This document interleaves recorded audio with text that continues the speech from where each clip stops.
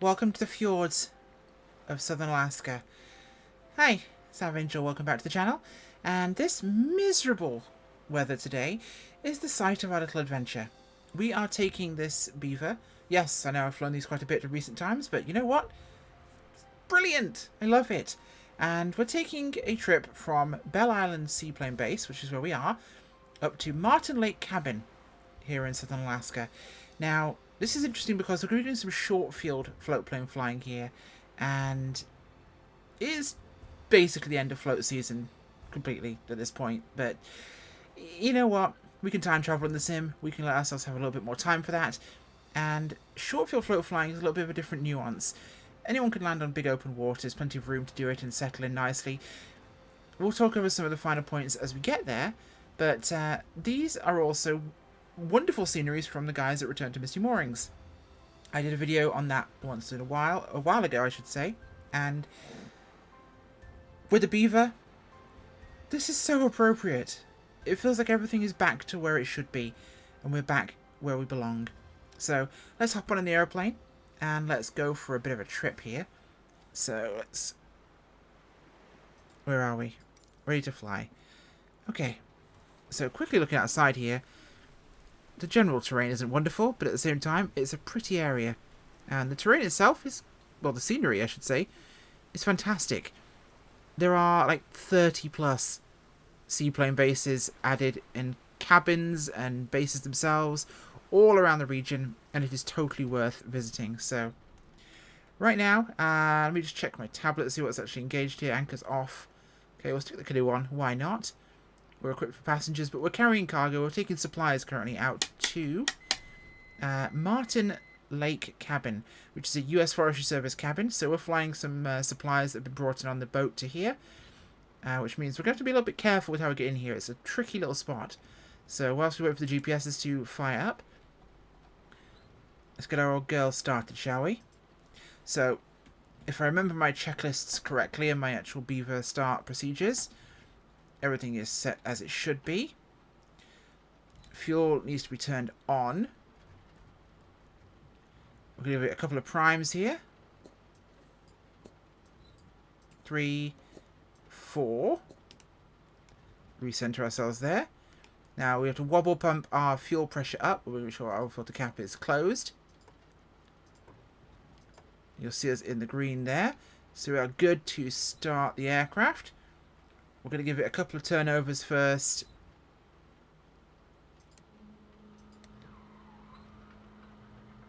Pretend we're hand propping it there. Okay. Fuel pressure is still on the good side.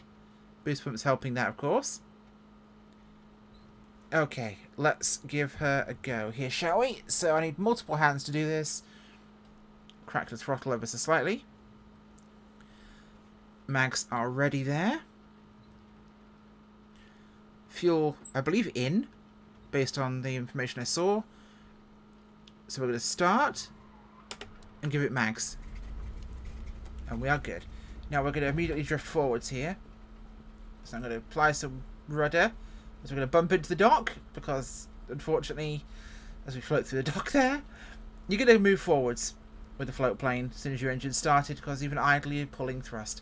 So, oh, and we bumped into a tug. Wonderful. We're now stuck. Let's try and get ourselves out of this horrifying mess. Let's pretend we're pushing off. So a bit of Shift P will always help in these circumstances. Pretend we've been pushed off. We shouldn't have even been in this situation, because realistically we can push the aircraft off in the direction we want to go from the dock. So let's make sure those are turned on. Let our GPS find satellites. And we're going to let ourselves just drift out here into the waterway. So we've got a bit of a crosswind on departure. So crosswinds with seaplanes operate exactly the same as you would with a land-based aircraft. We haven't got the choice to really go off in the direction of the wind here due to the situation we're in. It's not wide enough. So we're going to have to go off with the crosswind. So we're going to have to give it some aileron to the left and be aware of how that's going to affect us on the water. So this is all operational now. We're drifting off out here. Boost pumps off. Yoke on. Okay. So, now we're going to give ourselves flaps here for takeoff. Now, we're going to make sure we apply our power gently here and build up our speed. So we're going to do it left aileron. Most important thing to do. Check water rudders up. Check landing gear is up. It wasn't. So that's something to factor in here. We've got a weather vane here. So I'm keeping rudder in to make sure we're turned in the right direction. And we are all good to go here. So supply some power. And we're going to keep our left aileron in here. Just to make sure we don't... I need my head turned on here. Back on the yoke to get ourselves up on the step. Ease it forward. Keep some left aileron in here. A bit of rudder. Just to straighten us out. Fight the wind.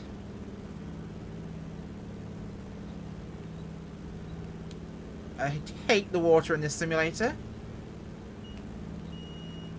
There we go. I really hate the water in this simulator so much. I wasn't even at full thrust there. I was too busy fighting the wind. But as we come up here, we should be absolutely golden. Okay, so flaps can start to ease up here. We've been blown to the side of the valley, so we have to keep an eye on that as well, of course. But we should be otherwise just grand. A little bit of rudder in here. And I think there's a passage through here we could use. So we're going to roll ourselves northbound and try and find ourselves a way through. Should be relatively manageable. We may have to do some climbing now. I think we can fit through the pass here. So we turn up this inlet. We may struggle with altitude. We'll decide on that as we get there. It's not a long trip. It's about, what is it? It's saying here, 22 miles. So we should cover this ground in absolutely no time whatsoever. So let's make sure we have our power set where we want it. About 22 on the RPM. Drop it back to about there on our power manifold. And we are good. Just slightly leaned off on that. Okay, so we're airborne, and it's pretty dark conditions outside, making things a little bit grim and miserable. But the conditions definitely make it more interesting for us to actually fly these aircraft in more difficult situations, because flying in calm winds, perfect conditions, seaplanes are really easy to work with, relatively. But when it comes to more tricky conditions, you have to obviously factor in how you're going to depart. It's exactly the same as a standard takeoff in a... Obviously, you preferably... Thankfully, water is wonderful for this. You can take off in multiple directions, so you're always going to try and take off into the wind. Now, our takeoff direction there was kind of slightly towards the wind direction to reduce the crosswind component, but we didn't exactly have a lot of choice given the valley size. So there are times where you may have to do that. Now, the valley for us at Martin Lake, I should say, is north-south, so it'll be perfect for us. We'll be able to just pop straight in with the wind, which, as we saw back there, is to the north. So if we approach from the south, we'll be good to go. But it's quite a small lake, so we're going to have to take a couple of precautions. Now, typical short field landing, you're going to want to have as much drag as possible, so flaps are really wonderful. But you're going to have to really be positive when you put the aircraft in. Not too positive that you sink the bloody thing, but you want to make sure that you are not putting yourself any climb power on here, actually. So we can get up over the mountains ahead of us. You're going to want to make sure, as turns out this is not the most fantastic scenery area, but hey, do love it when satellite imagery really kind of comes through for you. You have to make sure you're putting the aircraft down on a desired touchdown point. With water, it can be very easy to just let it glide down and settle where you want to. Give yourself way more room, and you can float out in the distance. You'll be fine. But having to actually precisely pick a touchdown point on the water and touch down gently enough requires practice. So when you've got limited actual space on the water, that's something you have to do. Now, the Beaver's a stall aircraft that includes on floats. Maybe one day we'll get a straight float variant from the wonderful people at Got Friends, who already gave us the Tundra and ski plane versions. Who knows? They gave us an amphibious DC3 for gosh sake. So, here's hoping. Ladies and gentlemen, a slice back in time to FSX apparently, where we're dealing with textures apparently in this small range. Kind of a mixture of both that and the other. So we'll swing around here, just come to the east of this ridgeline ahead of us. Don't need to fly over it if we can fly around it. Now, the Return to Misty Moorings scenery, as I mentioned, adds about 30 plus airports. It includes a scenery pack. You can get it all for one big download at their website. I'll have a link in the description for you. And you can grab that and go to a plethora of places. There's Misty's Place, their home base, and there is all the wonderful seaplane bases and stops and cabins along the route. Whoa, hello. Bit of turbulence there. I just came over. I climbed over the ridge when I should have gone round it more. That's rough. Come on, behave yourself. Okay, we've got a great valley to follow here. That'll be perfect for us. And it's directly on our flight plan, so we should be just great. Weather's closing in ahead of us, so I hope we've actually got open conditions as we approach towards Martin Lake. We should be alright though. Let's make sure we're careful. Quite choppy out here. Wind's in our tail, so we should be getting a decent ground speed. In fact, we're looking at 120 knots right now over the ground, so that's relatively useful. And if you're wondering where we took off from, that was Kilo Bravo Echo, which is Bell Island Seaplane Base, and we're heading to what's marked here as Mike Lima Uniform Charlie. So, Martin Lake Cabin. Okay. Looks like the clouds closing in ahead of us, so we'll keep ourselves on the right-hand side of the valley over here, rather than in the middle. Probably going to keep a bit more power on just to make sure the aircraft wants to pull itself through the air rather than be tossed around as much. So of course, being a water landing, we're making sure we are going to have our gear still up, our water rudder up as well. Both those things being down on landing can be catastrophic for a float plane. If you have them, make sure they are up. This is why the annoying gear indicator in a lot of the default aircraft that were added is there, to remind you. Because a reminder can't hurt, but getting it wrong can. Okay, looks like we're in for some very misty conditions up ahead here, so we're going to try and be a little careful with this. This is probably about to get really grim.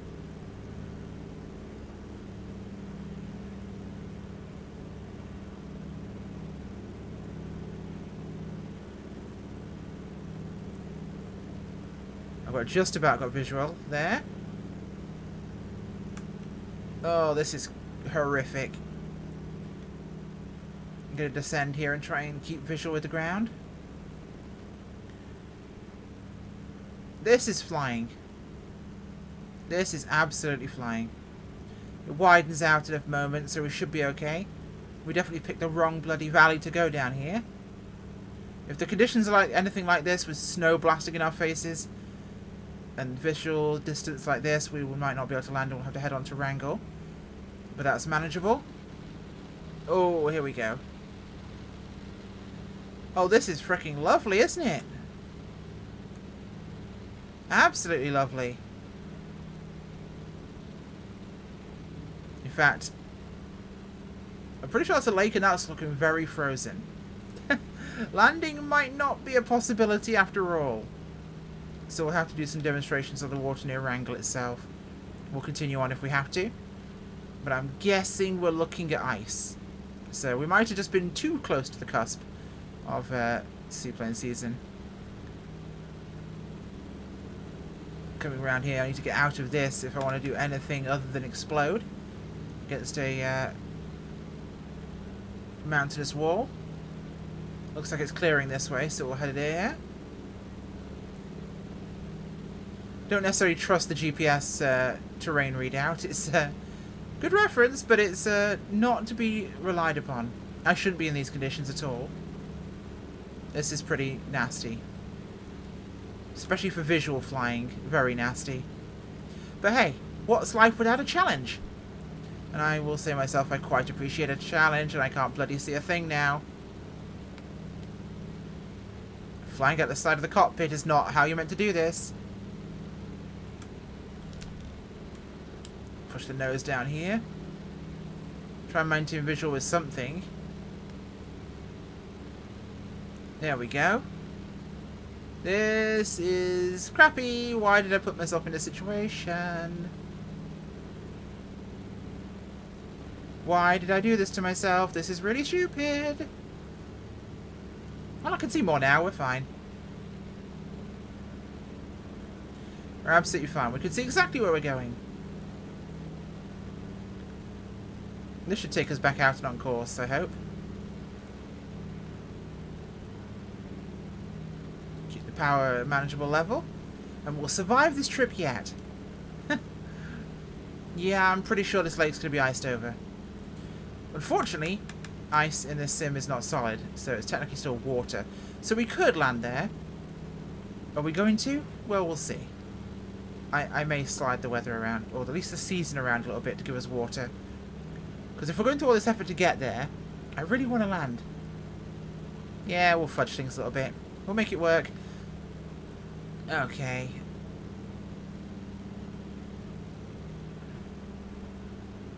So we're coming out into the main channel. We'll be able to turn right here past the trees. Although it's looking a lot greener, we will have to see what we find. This aircraft is an absolute dump truck. It can handle so many things.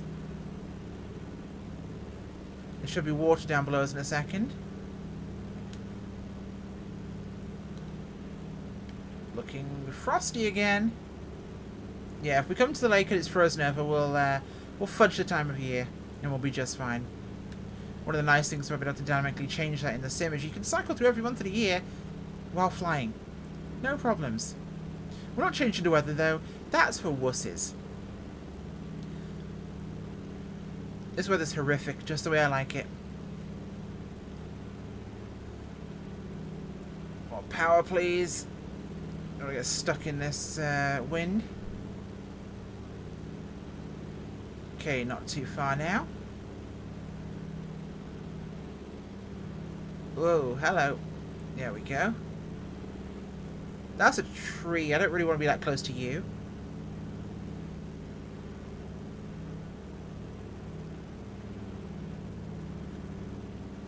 Alright, should we come around to the left here? Try and get down below the weather. See what we've got to work with.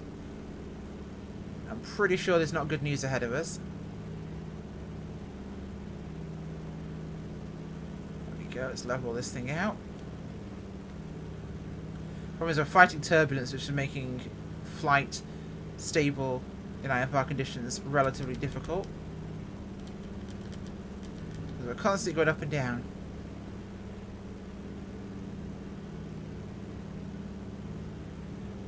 Ground still there. Good. Always check the ground still there. And we're climbing and descending like crazy. But this turbulence... I'm going to take us down just so I can maintain visual. It's probably the best reference I've got right now with this. And that's looking pretty high in front of us. Descending way too fast. Oh, we are in absolute crap sandwich here. Well, let's go for the only option I've got, which is up. Too much up, too much up, too much up, too much up, too much up. Okay, keep that. If I see rock in front of me or a sheep on a cloud, I'm bailing the hell out of this. Come on. Don't do anything horrible to me. This is an exercise in fear. Because I'm about to see a tree, and it's not going to be a great experience. I hope I'll have warning. Well, we're climbing above some of it, that's for sure. Just about able to keep us in a reasonable position here, IFR-wise. More power. I think we'll survive. No, no, no, no, no, no, no, no, no, no, no. Wrong direction to be pointed in these. This is really rough.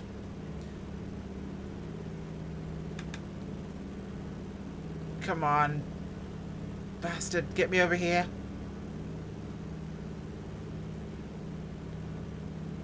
I'd love to see the ground any second now. Managing a stable descent, though, in this is really difficult.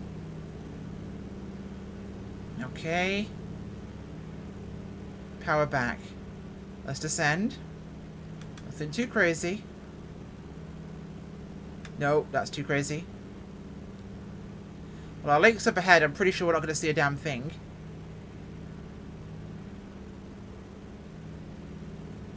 Try and keep myself stable.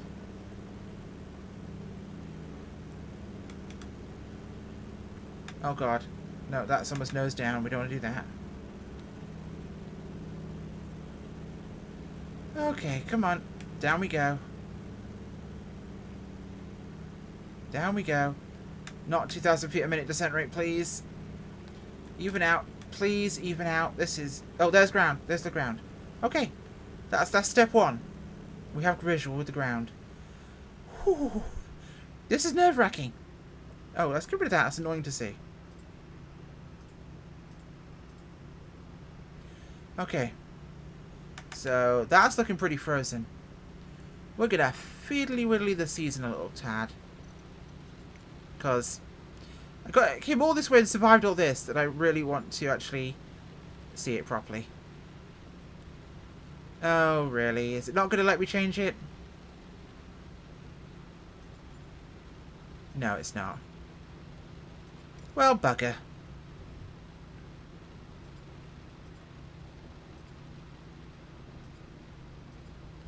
So we're flying over the lake right now. It's dinky. And it's right below us. And our options to get out of this are looking incredibly difficult. So this is where emergency power on is required. And we're going to have to do a canyon turn here. Time to take things a little bit off the textbook. Speed is still good. Upsy daisy. Rudder over. And power back. That's extreme, but extreme measures necessary here. That is our lake. Right ahead of us. Right in there. I think we might struggle with this.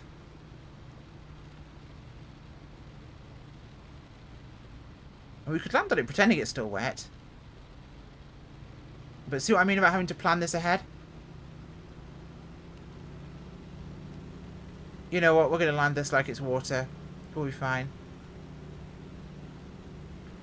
Not this direction, of course. We'll have to turn around again, but we can come back and do that just fine. So picking a positive touchdown spot is going to be really important. Pull out of here again.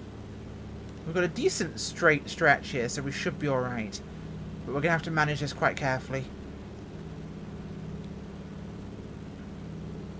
So we'll turn just up here. Important is stabilising your approach. Getting your actual descent rate right and making sure you have enough time to decide is important. In a situation like this, it's kind of grim. So we're kind of working with what we have.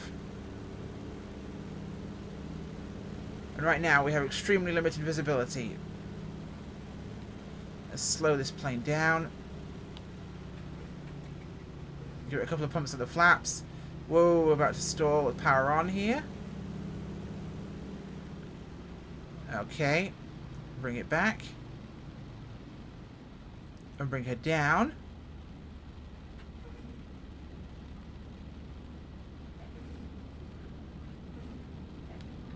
Full flaps. I want to really slow this thing down.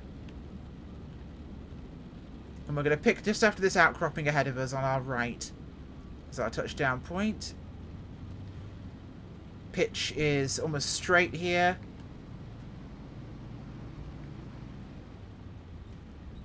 And we're down.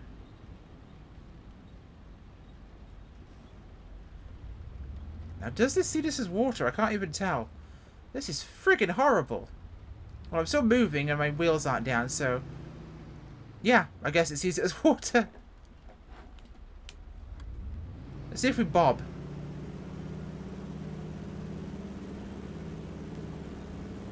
No, we don't bob. Are we actually on or in it? No, we're in it. That was rather smooth. Very positive, very smooth. Technically, this is very wrong. We're on what's essentially ice, but it's water. So go figure. Alright, where's the cabin? I want to get out of this plane and go find a fire and some hot chocolate. Because this is freaking horrible. Make sure you power off with enough time to not drift into things. And when there's wind, you want to apply rudder to make sure you're steering in the right direction, because the sim will weather vane you. There we are ahead of us. Not too much. Just enough to budge us up against the land here and beach the floats.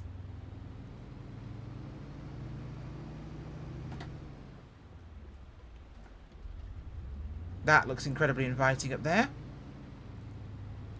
Come on. A little bit more.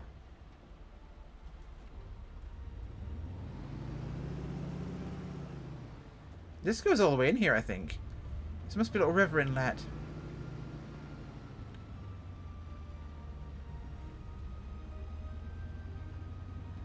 Oh, well, more up here by the dinghy. The sim still sees ice as water, so we can do this without it being strange. I should bump us up against the land. If I look down here and press this.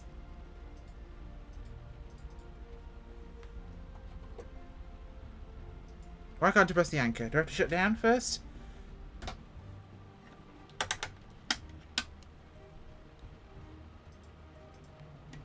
There we go. We're anchored. Okay. So, after that nightmarish, horrifying experience, we made it. We're technically in water. Pretend it's not ice. But hopefully this at least gave you some learning examples of A, what not to do in IFR weather. Definitely don't do this. But in terms of float flying, decision time to pick where you're actually putting in, keeping the nose above level on the approach and descent rate up, arrest descent with power, making sure you're touching down just as soft as before, but see it like a regular short field landing. The goal is to basically make sure the aircraft is coming in with as low energy as possible. So you want to have a slow, light, actual... well, not light, but you want to have a low vertical speed, but you also want to have a low forward speed. So when the aircraft comes in, you are not dealing with excess energy from coming in with speed that you'll float out for a long distance, you'll take ages to slow down.